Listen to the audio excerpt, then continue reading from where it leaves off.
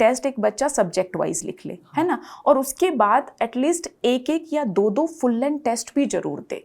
बस मैं सिर्फ यहाँ पर यही हाईलाइट करना चाहूँ कि जब भी आप तैयारी करें तो सिलेबस और प्रीवियस ईयर क्वेश्चन पेपर का अच्छे से विश्लेषण करें, क्योंकि मेंस में ये देखा गया है कि अधिकांश प्रश्न सीधा आपके सिलेबस के टॉपिक से ही जुड़े होते हैं। तो आपको भटकने की आवश्यकता नहीं है। रास्ते क्या हैं, मंजिलें क्या हैं, हौसला हो तो फासला क्या है। तो हौसला बना के रखिए, सही दिशा में अपनी तैयारी को आगे बढ़ाइए, आप निश्चित ही सफल होंगे।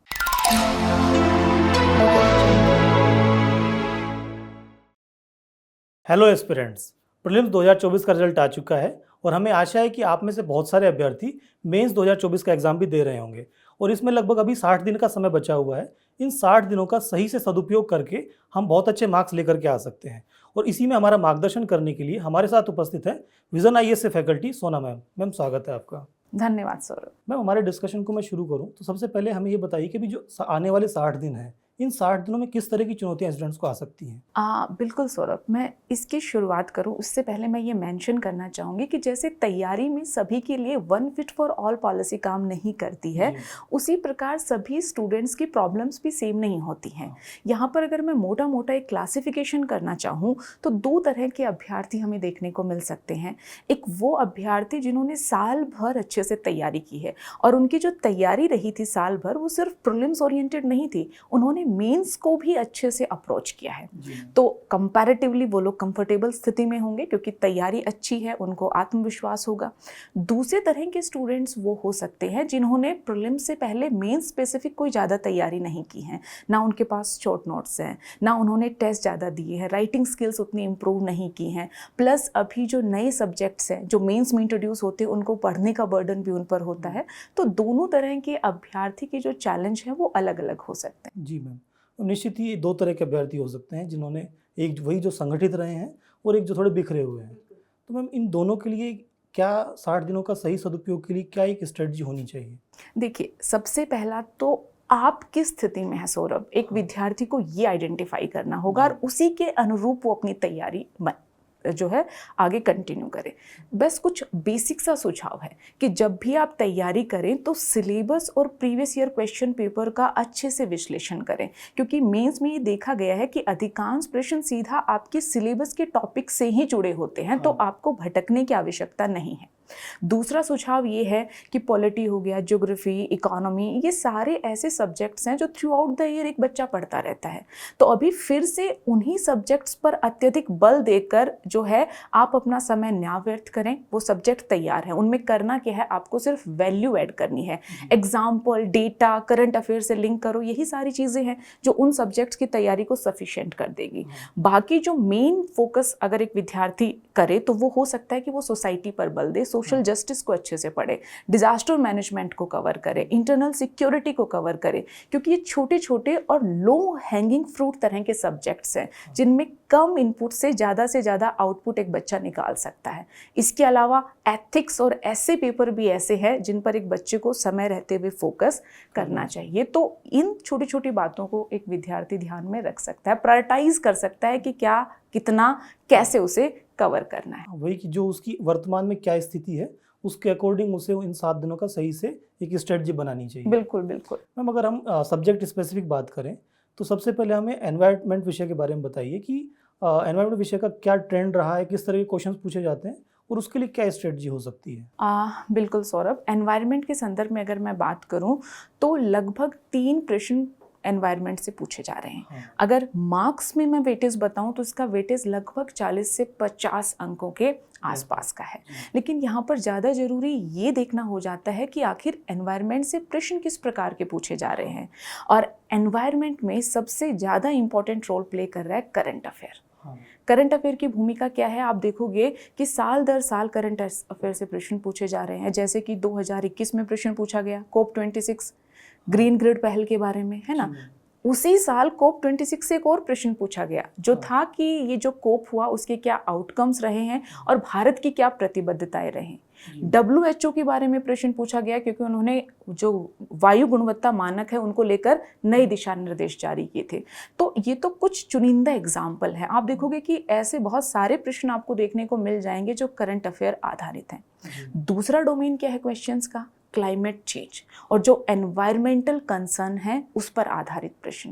क्लाइमेट चेंज तो हम सभी देख ही रहे हैं, तो डेफिनेटली यूपीएससी का भी ये फोकस एरिया है कि क्या प्रभाव है, समुद्री जल स्तर कैसे बढ़ रहा है, इस तरह के क्वेश्चंस, या फिर कुछ स्पेसिफिक एनवायरमेंटल जो इफेक्ट्स हमें देखने को मिल रहे हैं, जैसे कि कुछ इलीगल माइनिंग हो रही है तो उसकी इफेक्ट है, वहाँ से प्रश्न पूछ दिया गया। तेल प्रदूषण जैसे इंसिडेंट हो गए उस पर आधारित प्रश्न पूछ दिए गए हैं। और लास्ट बट नॉट लिस्ट, आप देखोगे कि जो वैश्विक स्तर पर इनिशिएटिव्स हैं और भारत की जो पहल है उन पर भी प्रश्न पूछे जा रहे हैं।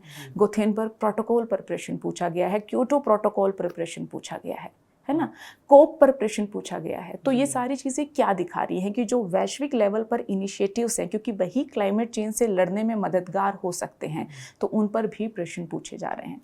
बट मैं एक विद्यार्थी को ये सुझाव जरूर देना चाहूँगी कि ठीक है, बिल्कुल करंट अफेयर से प्रश्न है, बिल्कुल जो फ्रेमवर्क हैं, कन्वेंशन है, उनसे क्वेश्चन है, लेकिन बेसिक्स की समझ आप में होनी चाहिए। हाँ मैम, उसके बिना तो समझ में नहीं आएगा और एग्जाम में आंसर भी नहीं लिख पाएंगे। बिल्कुल बिल्कुल नहीं लिख पाएंगे, क्योंकि वो समझ आपके उत्तर से रिफ्लेक्ट होती है। क्योंकि हम ये नहीं कह सकते कि यूपीएससी इसी प्रकार के प्रश्न आगे भी पूछेगी, और पहले भी कुछ बेसिक्स आधारित प्रश्न पूछे गए हैं, जैसे कि आप देखोगे फोटोकेमिकल स्मोक के बारे में पूछ लिया गया है। बट यहाँ पर एक सुझाव भी है बच्चों के लिए कि आपको ज़्यादा चिंतित होने की आवश्यकता नहीं है, क्योंकि एनवायरनमेंट को प्रीलिम्स पॉइंट ऑफ व्यू से हम लोग काफ़ी डिटेल में पढ़ते हैं। तो मैं ये उम्मीद करती हूँ कि किसी ने प्रीलिम्स क्वालिफाई किया है तो इन सारे कंसेप्ट की उसके पास वैसे भी जानकारी होगी। तो अब आवश्यकता क्या है कि वो वैल्यू ऐड करे, करंट अफेयर से लिंक करें, जो फोकस एरिया है उनको पकड़कर अपनी तैयारी को आगे बढ़ाए। जी मैम, तो ये सारी चीज़ें हैं जिन पर एक विद्यार्थी ध्यान दे सकता है। हाँ मैम, अब एनवायरनमेंट के साथ हम डिजास्टर मैनेजमेंट की भी बात कर लेते हैं। उसमें क्या ट्रेंड रहा है और उसमें किस तरह के क्वेश्चंस पूछे जाते हैं? हाँ, डिजास्टर मैनेजमेंट में आप देखेंगे सौरभ कि 1 से 2 प्रश्न ही यूपीएससी पूछ रही है। अंक के आधार पर मैं वेटेज बताना चाहूँ तो कुछ 10 से 20 मार्क्स के आसपास का वेटेज है। हाँ, तो चैलेंज क्या है? अगर आप एक स्टूडेंट के पॉइंट ऑफ व्यू से सोचते सौरभ, तो हमें सिर्फ 10 या 20 अंक के लिए पूरा डिजास्टर मैनेजमेंट पढ़ना है। प्रॉब्लम है, लेकिन इसका सॉल्यूशन भी है।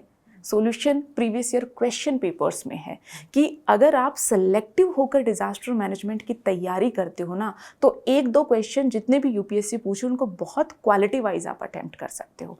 जैसे कि अब इसमें भी मैं ट्रेंड पर जाना चाहूँगी। ट्रेंड क्या है? सबसे पहला और सबसे इम्पॉर्टेंट तो डिजास्टर मैनेजमेंट में खुद डिजास्टर ही है।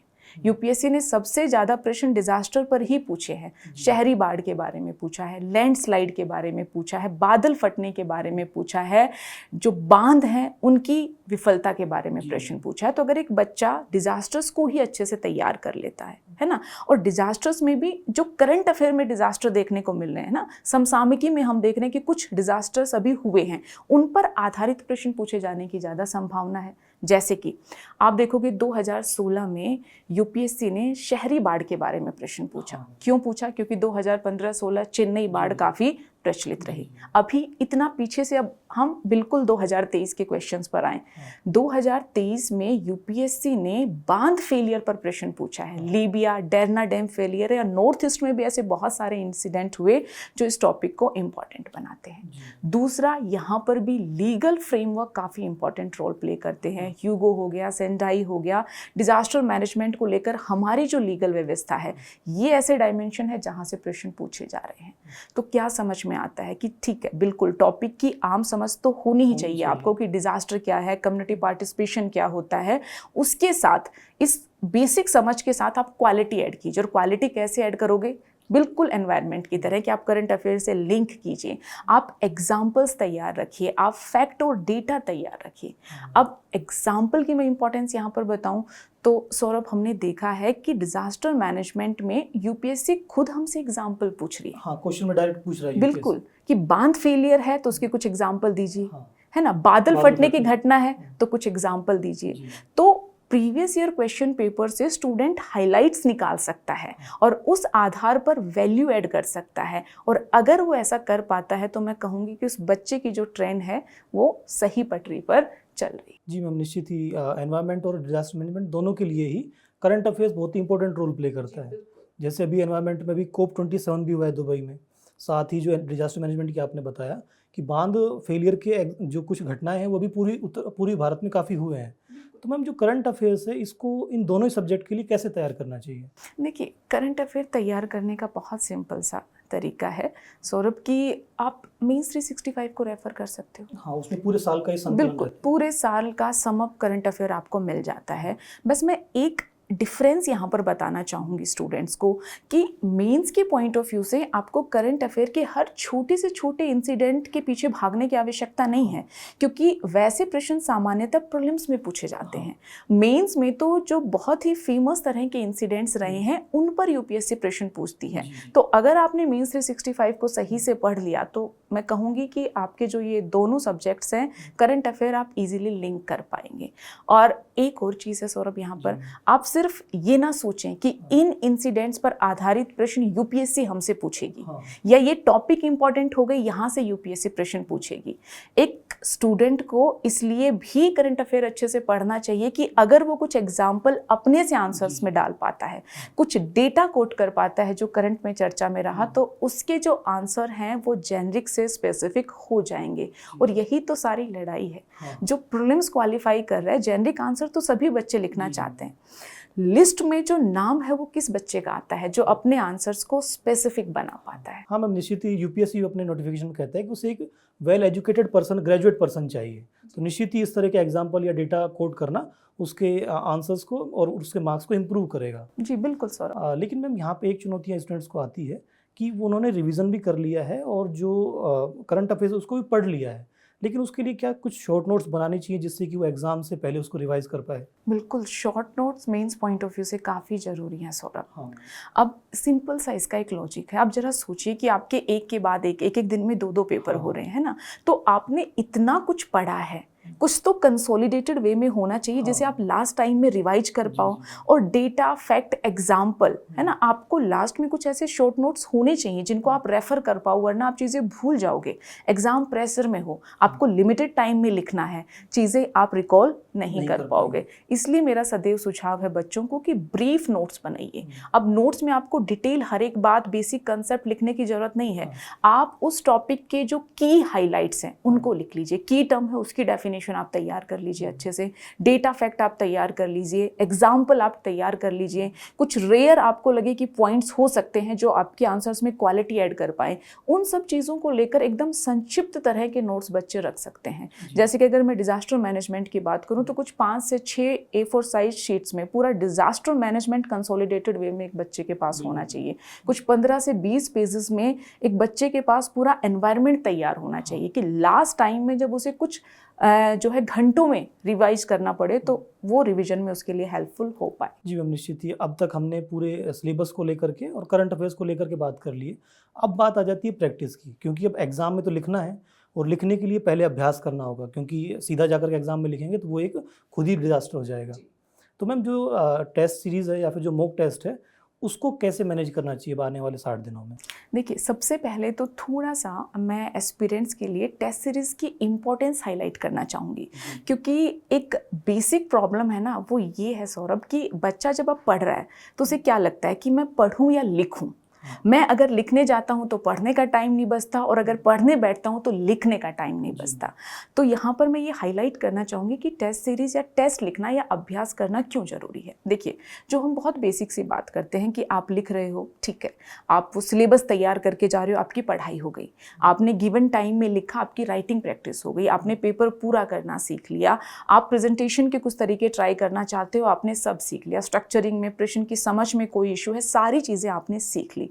लेकिन इन सब से ऊपर एक और इम्पॉर्टेंट एस्पेक्ट है आंसर राइटिंग का, वो है सोचने की क्षमता विकसित करना, वो है एनालिटिकल स्किल्स डेवलप करना।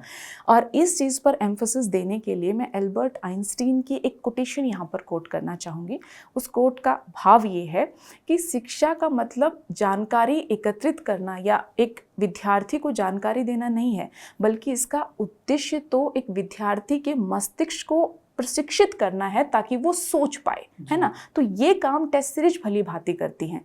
आप देखोगे सौरभ की यूपीएससी बहुत सारे ऐसे क्वेश्चन पूछती है जिसका आंसर आपको कहीं एज इट इज आपने तैयारी की उसमें लिखा हुआ नहीं मिलेगा।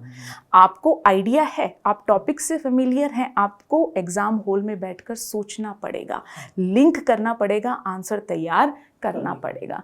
तो अगर ऐसी किसी अभ्यास की आवश्यकता है तो उसके लिए टेस्ट सीरीज से बेहतर कोई स्थान हो ही नहीं सकता। आप टेस्ट सीरीज में लिखिए, आप सोचिए, वहां पर एनालिटिकल स्किल्स अपने डेवलप कीजिए ताकि आप फाइनल एग्जाम के लिए तैयार हो जाओ। तो टेस्ट सीरीज तो मैं कहूँगी कि बहुत ज़रूरी है। टेस्ट सीरीज या अभ्यास जिसे मैं कहूँ, एक बच्चे को लेखन अभ्यास तो करना ही चाहिए। हाँ मैम, अगर मैं कोई इसमें स्पेसिफिक नंबर आपसे पूछना चाहूँ कि अभी 60 दिन बचे हुए हैं तो स्टूडेंट्स को लगभग जीएस में कितने टेस्ट लिख देने चाहिए अब तक? देखिए, ऐसा कोई नंबर तो मैंने निर्धारित नहीं किया सौरभ कि इतने ही टेस्ट लिखने चाहिए, बट मोटा मोटा ये कोशिश होनी चाहिए कि पहले कुछ टेस्ट एक बच्चा सब्जेक्ट वाइज लिख ले, है ना, और उसके बाद एटलीस्ट एक एक या दो दो फुल लेंथ टेस्ट भी जरूर दे। बस मैं सिर्फ यहाँ पर यही हाईलाइट करना चाहूँगी, कोई ऐसा नंबर नहीं है। तो आप देख लीजिए, आप सब्जेक्ट स्पेसिफिक एक एक दे लो, आप 2 टेस्ट एटलीस्ट फुल लेंथ आप दो, वो भी जरूरी है क्योंकि फुल लेंथ में पूरा पेपर एक साथ पूछा जाता है जैसे फाइनली यूपीएससी पूछेगी, तो दोनों ही जरूरी। जी मैम, ये सारी तैयारी तो हो गई, लेकिन अब इन सबको करते हुए कहीं ना कहीं एक एंजाइटी, स्ट्रेस स्टूडेंट्स में ज़रूर आ जाता है और वो कहीं ना कहीं एक परेशान करने वाला होता है कि भाई एग्ज़ाम में क्या होगा, तो वो प्रेशर बिल्डअप होता रहता है। तो उसको कैसे मैनेज करना चाहिए स्टूडेंट्स को? अब देखिए, इसके बहुत सारे तरीके हो सकते हैं सौरभ। सबसे पहली तो शुरुआत सही दिशा में तैयारी के साथ ही होती है। अगर एक बच्चा संगठित ढंग से अपनी तैयारी करता है, ब्रीफ नोट्स भी उसके पास है, करंट अफेयर वगैरह सब उसने लिंक कर लिया, तो उसका कॉन्फिडेंस स्तर अच्छा होता है। सामान्यतः ज़्यादा नर्वसनेस, ज़्यादा एंग्जाइटी उसे होती ही नहीं है। हाँ, थोड़ी बहुत एंग्जाइटी, नर्वसनेस जरूरी भी है क्योंकि एग्ज़ाम के लिए वो आपको मोटिवेट भी करता है। अगर इसके बावजूद भी किसी बच्चे को कोई स्ट्रेस या एंग्जाइटी है तो दिनचर्या में बदलाव उसका एक तरीका हो सकता है। वो मेडिटेशन, योग इत्यादि को अपना जो दैनिक क्रियाकलाप की सूची है उसमें इंक्लूड कर सकता है। अपने मित्रों से, परिवारजनों से बात करना, और इसके अलावा विजन आईएएस तो है ही, मेंटरिंग फैसिलिटी है। आपको जब भी इस तरह की किसी परेशानी का सामना करना पड़ रहा है तो आप बिल्कुल हमसे संपर्क कर सकते हैं। हम सदैव तत्पर हैं आपकी मदद करने के लिए। हाँ निश्चित ही, और इसमें एक तरीके से एक रूटीन बनाना और डिसिप्लिन वे में तैयारी करना भी कहीं ना कहीं हेल्पफुल रह सकता है। मैम, अब हम अपने जो चर्चा है उसके अंतिम पड़ाव पर हैं, तो हमारे स्टूडेंट्स को आप मोटिवेट करने के लिए उनके लिए कोई संदेश देना चाहेंगी? मेरा संदेश बहुत ही सिंपल है सौरभ, और संदेश ये है, रास्ते क्या हैं, मंजिलें क्या हैं, हौसला हो तो फासला क्या है। तो हौसला बना के रखिए, सही दिशा में अपनी तैयारी को आगे बढ़ाइए, आप निश्चित ही सफल होंगे। मैम, हमारे सभी प्रश्नों का जवाब देने के लिए और हमारा मार्गदर्शन करने के लिए बहुत बहुत धन्यवाद। तो स्टूडेंट्स, आशा है आपको ये चर्चा पसंद आई होगी और आपको 60 दिनों के लिए आपकी क्या स्ट्रेटजी होनी चाहिए इसका एक रोड मैप आपको मिला होगा। हम इसी तरह के डिफरेंट सब्जेक्ट्स के लिए भी एपिसोड्स लेकर के आएंगे। आप हमारे साथ जुड़े रहिए। बहुत बहुत धन्यवाद।